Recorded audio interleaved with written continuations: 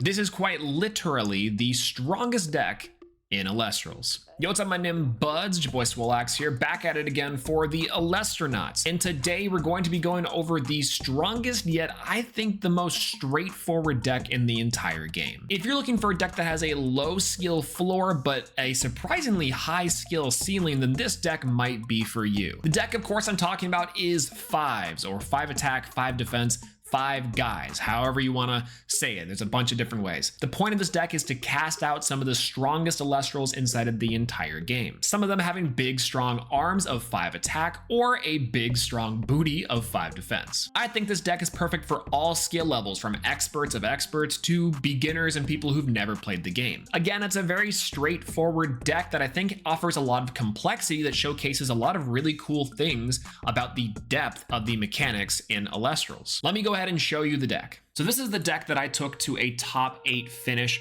inside of a recent Elestrals tournament. I feel like this is a very strong yet straightforward deck that I think a lot of people can pick up and play. So let's go ahead and go over the deck and showcase to you guys what to be looking out for when trying to build and also play 5s inside of Elestrals. Starting off with the water portion of the guys, we have 3 copies of Galaxea, 2 copies of Moustacean, 2 copies of Smoltuga, and 2 copies of Necruff.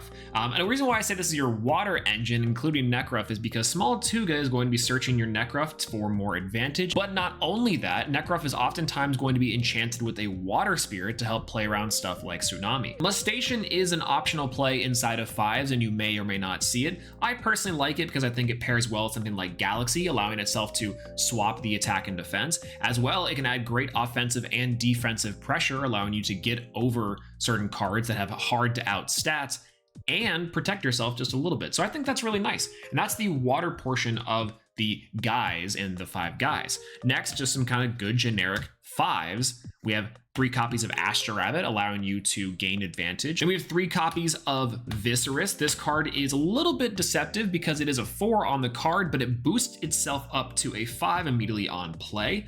And then we have 2 copies of Sorlet. And here's all of your guys. And that's it. That's all of your guys inside of the 5 guys deck. It might not seem like a lot, but each of these cards can pack a heavy punch when needed and also defend yourself in a pinch. So I think this is probably the perfect ratio of guys to play, along with our counter runes and our runes, which we'll get into. For some nice runes and counter runes inside of this deck, I played 2 copies of Nectar of the Gods for some advantage. Then we have 3 copies of Ambrosia. Along with Ambrosia, I'm playing 3 copies of Earthquake and 3 copies of Resting on Your Laurels for some spot removal.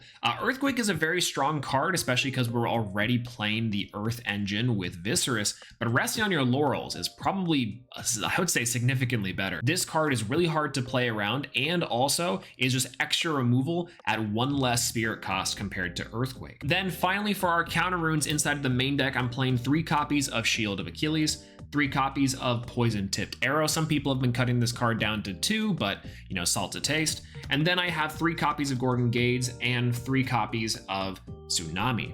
Tsunami is probably my favorite counter rune inside of this entire deck. Again, pairs very, very well with the water side of the engine, and it's such a low spirit cost for such a high impact. I absolutely love it. And that's it for the main deck. For the spirit count that I'm playing inside this deck, I'm going ahead and rocking with 8 copies of the water spirit Leviathan. We have 5 copies of Taratlus, the earth spirit.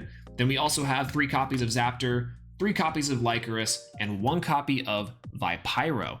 I'm a big fan of these ratios. I feel like it gave me the perfect amount of resolutions for my cards, maybe activating 1 or 2 copies of Earthquake plus a Viserys. Obviously, we're expending spirits for things like Sorlet, but also for Moustacean, so having extra copies of Wind and Water can be helpful. That being said, for this specific tournament, I think this was the perfect ratio, and I really like this setup a lot. Again, you can salt to taste depending on what cards are in your deck. If you're playing cards like Thunderstorm, maybe you want to add more Thunder Spirits. If you're playing other cards like a larger Wind package, you can add more Wind, so on and so on. But this is what I played, and this is what I liked. And this is completely optional and dependent on what you're doing with this deck. But for this specific tournament where I made top 8 with this list, I went ahead and played 2 copies of Eruption, 2 Vipyro, 3 Thunderstorm, 1 Zaptor, 1 Pandora's Box, and 3 Helios's Chariot. Pretty much none of these cards came up for my tournament run except for maybe Eruption. However, I think this is a pretty strong complement to the deck already. Playing cards like Thunderstorm can help deal with some back row. Pandora's Box is a very situational card depending on what deck you're against. And Helios' Chariot is a pretty good backup plan if you're wanting to really close out a game. Eruption, of course, for the burn damage is actually surprisingly strong. But change up this side deck to whatever event or whatever type of matchup that you feel, or really just whatever cards you have. The more important thing is to worry about the main deck and the spirit count for now. And that's it, a very straightforward, very simple 5s list. 5 attack, 5 defense, 5 guys, whatever you want to call it.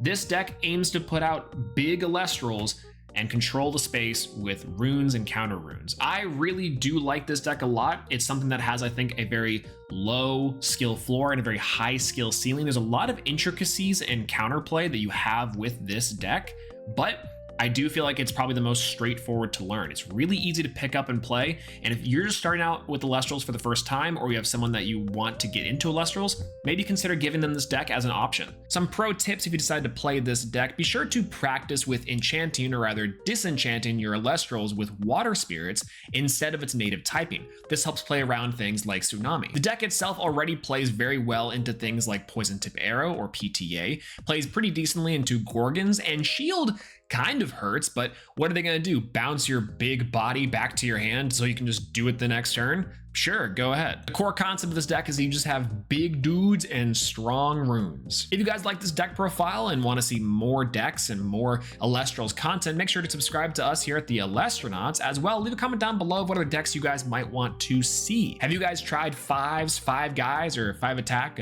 What do you guys call it? I've been partial to 5s myself. But that's it. Let me know inside the comment section down below, and I will see you guys next time. Peace out.